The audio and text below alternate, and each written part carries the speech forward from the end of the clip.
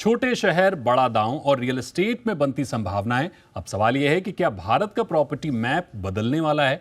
क्या वो शहर जिन्हें अब तक उभरते कहा जाता था, वो अब सबसे बड़े ग्रोथ इंजन बनने जा रहे हैं? दरअसल तस्वीर तेजी से बदल रही है। सरकार का इंफ्रास्ट्रक्चर पर जबरदस्त फोकस है। Metro, expressway, airport, industrial corridor और इसके साथ जुड़ती नौकरियां, ये सब मिलकर छोटे शहरों की जमीन में नई संभावनाएं दिखा रहे हैं।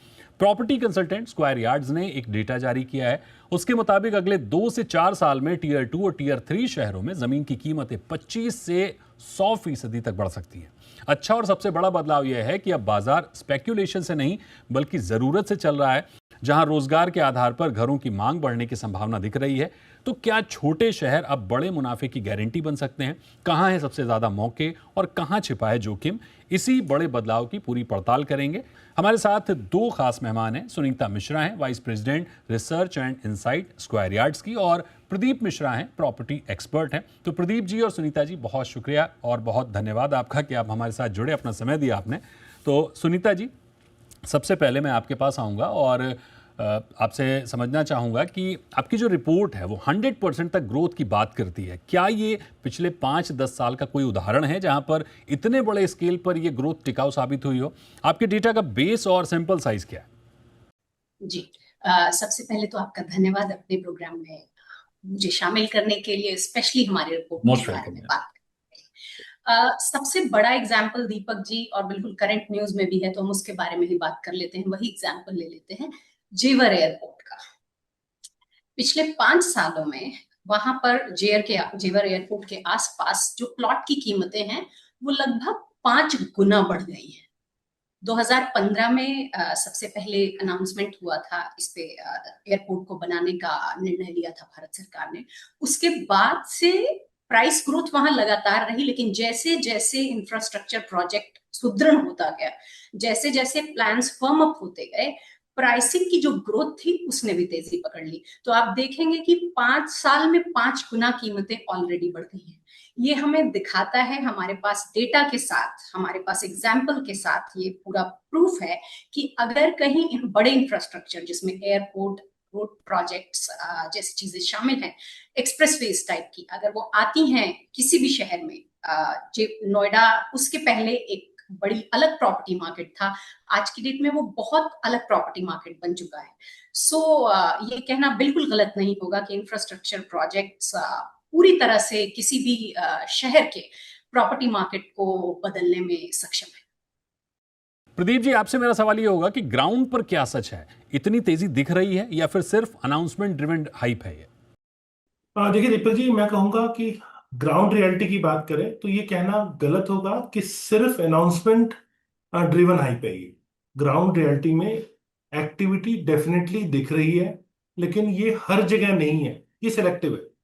जहां एक्चुअल इंफ्रास्ट्रक्चर वर्क शुरू हुआ है, जैसे कि highway, expressways, industrial corridor, airports, वहां रियल डिमांड है, जेन्युइन प्राइस मूवमेंट देखने को मिल रही है। जहां सिर्फ अनाउंसमेंट हुई है और एग्जीक्यूशन अभी बाकी है, वहां थोड़ी स्पेकुलेटिव एक्टिविटी देखने को मिल रही है। और दूसरी बात यह है कि मार्केट का नेचर भी चेंज हो रहा है।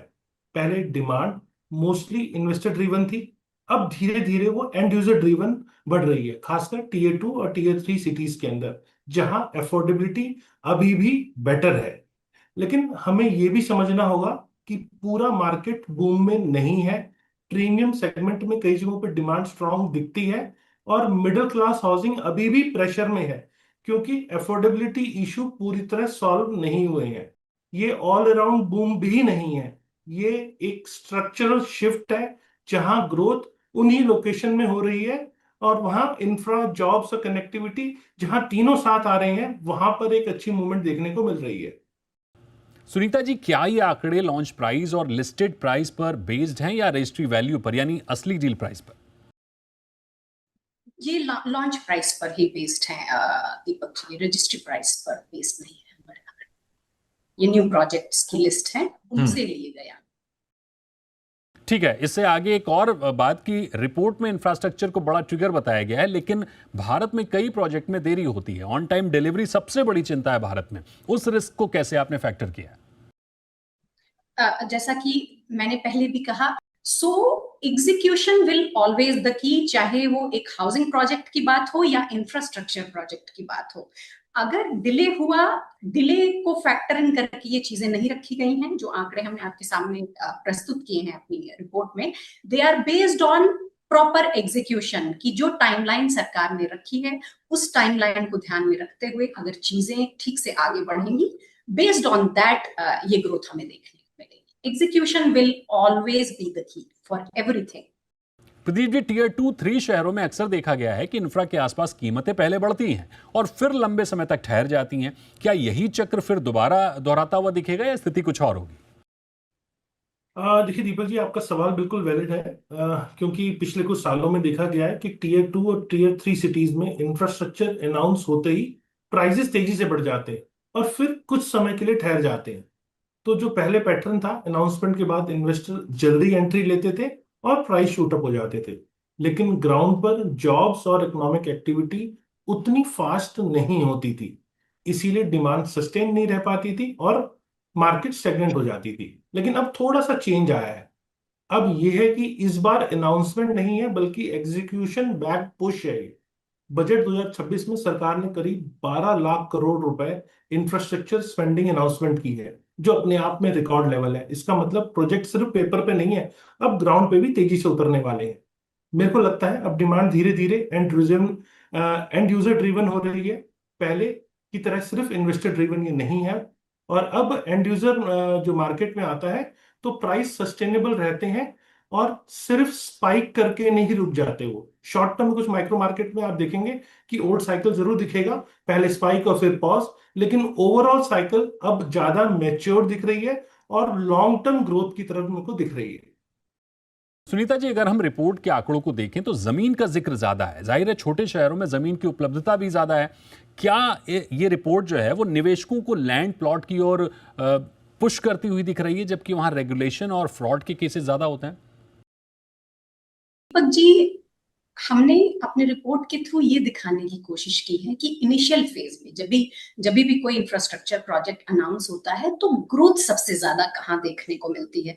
ग्रोथ सबसे ज्यादा हमेशा जमीन में ही देखने को मिलेगी। प्रोजेक्ट्स में ग्रोथ जो आपके हाउसिंग प्रोजेक्ट्स होते हैं उसके यूनिट प्राइस में इस तरह से इतना उछाल, 5 गुना उछाल 5 साल में ये जमीन में ही देखा जा सकता है, क्योंकि वहां पे, जैसा प्रदीप जी ने कहा भी, वहां पे स्पेक्यूलेशन का स्कोप भी थोड़ा सा ज्यादा होता है, इसलिए उछाल भी ज्यादा होता है। आपकी दूसरी बात भी बिल्कुल ठीक है कि ऐसे में बहुत सारे कॉन आर्टिस्ट्स आपके मार्केट में आ जाते हैं, जो स्पेक्यूलेशन का फायदा उठाकर, जो हमारे रूकी बायर्स हैं, जो हमारे नाइव इन्वेस्टर्स हैं, जो सोचते हैं कि बहुत छोटे समय में उनको अपना निवेश बहुत तेजी से बढ़ा लेना है, उनको ऐसे जालसाज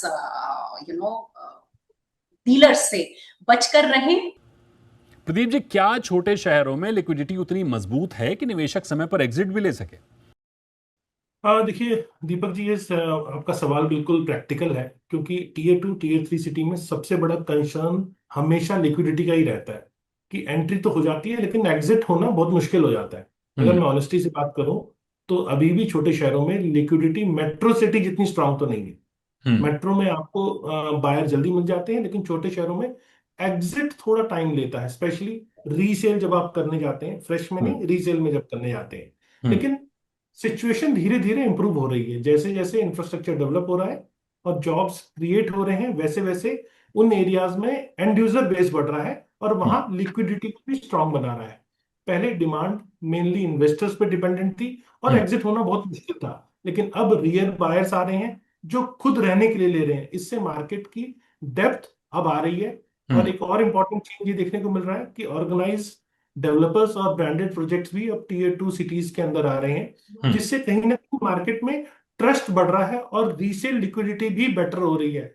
हाँ, लेकिन ये भी समझना जरूरी है कि लोकेशन में लिक्विडिटी स्ट्रांग जो होती है, अगर लोकेशन अच्छी है तभी लिक्विडिटी स्ट्रांग होगी। प्राइम लोकेशन और इंफ्रा कनेक्टेड एरियाज और साथ में जॉब हब्स, इन एरिया में आप देखेंगे तो रिलेटिवली एग्जिट थोड़ा सा आसान होगा। और आउटस्कर्ट्स या मतलब बिल्कुल दूर वाले एरिया में आप चले जाएंगे तो वहां स्पेकुलेटिव एरिया में अभी भी मेरे को रिस्क दिखता है। सुनीता जी, आप कह रहे हैं कि एंड यूजर डिमांड बढ़ती हुई दिख रही है, लेकिन टीयर 2 शहरों में अभी भी इनकम लेवल और जॉब स्टेबिलिटी चुनौती है। क्या ये विरोधाभास नहीं है? जी, ये इसको विरोधाभास ऐसा समझा जा सकता है कि ये है, लेकिन ऐसा है नहीं। जब कहीं इंफ्रास्ट्रक्चर आता है तो लाजमी है कि वहां जॉब्स भी आती हैं। लेकिन आपकी बात भी कुछ हद तक सही है।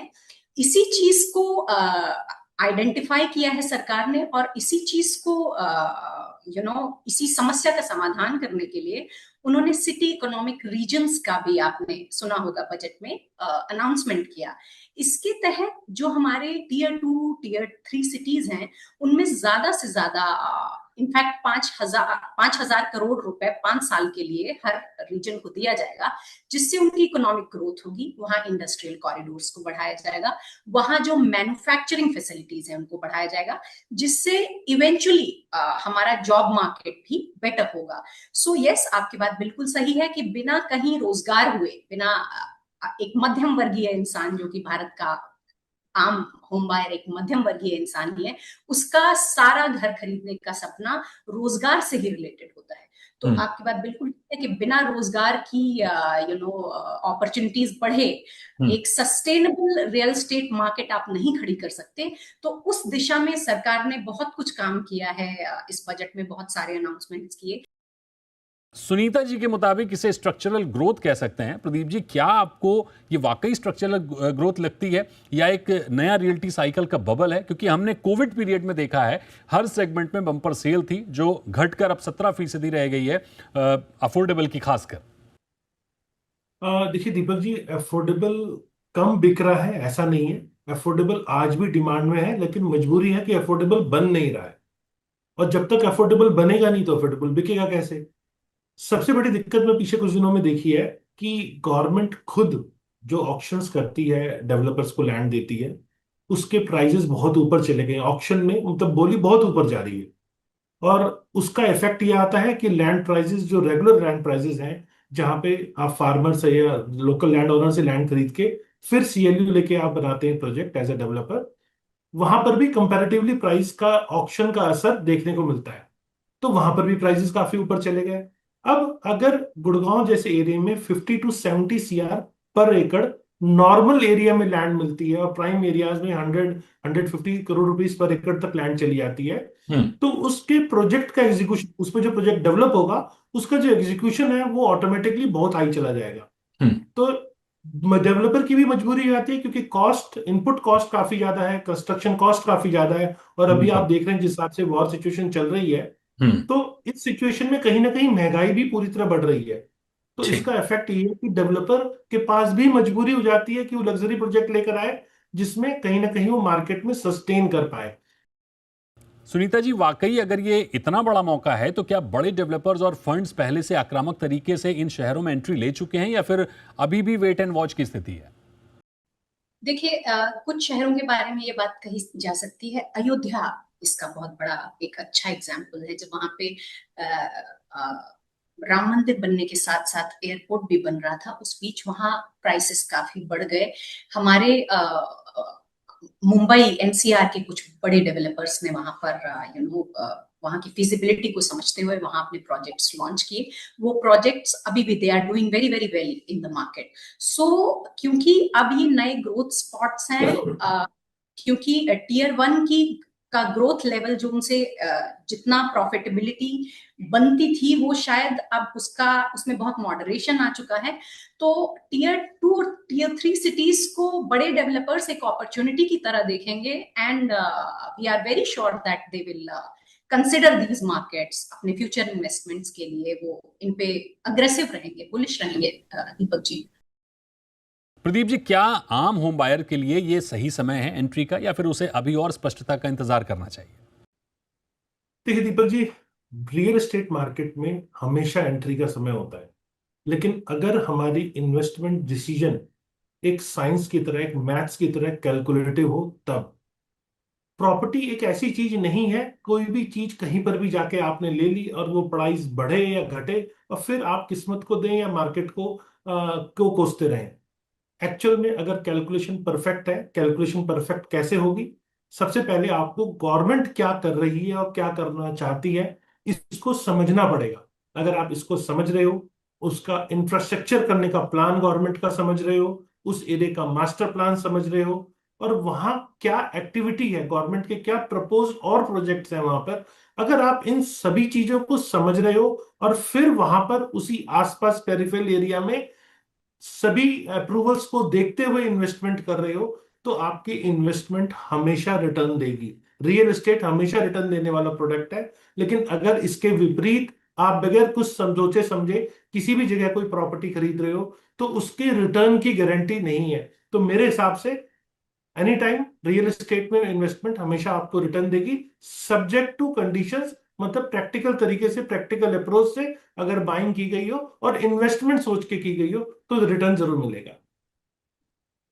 बिल्कुल, यानी छोटे शहरों में अपार संभावनाएं बन रही हैं क्योंकि सरकार का फोकस बुनियादी ढांचे को मजबूत करने पर है। जाहिर है, जब metro, airport, industrial corridor develop होते हैं तो नौकरियां भी आती हैं और उसका असर रियल एस्टेट पर साफ तौर पर देखने को मिलता है। रिपोर्ट का भी आधार लगभग यही है। लेकिन जैसे ही संभावनाएं बनती हैं वैसे ही फर्जीवाड़े करने वाले भी एक्टिव हो जाते हैं और फोमो स्ट्रेटजी के साथ लोगों को फंसाने की कोशिश भी करते हैं। आपको नहीं फंसना है, अपने विवेक का इस्तेमाल करना है, संयम का इस्तेमाल करना है, तभी किसी प्रॉपर्टी में निवेश करना है। प्रदीप जी, सुनीता जी, आप दोनों का बहुत शुक्रिया हमारे साथ जुड़ने के लिए।